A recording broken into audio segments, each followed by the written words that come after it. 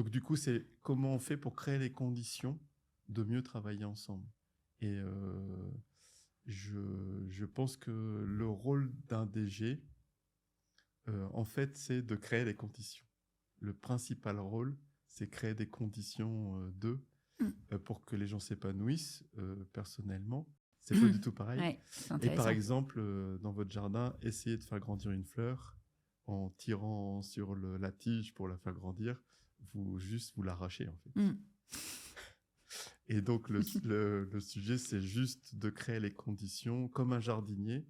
Et l'exemple de la fleur est assez sympa pour ça, pour que les collaborateurs puissent s'épanouir.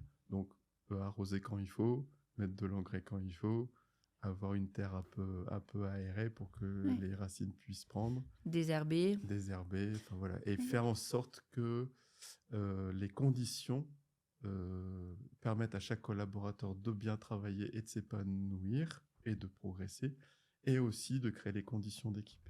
Et pour ça, il faut que les messages soient clairs, il faut beaucoup de clarté.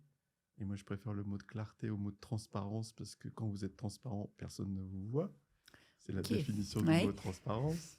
Et plutôt, c'est être clair et être lumineux dans ce que vous racontez.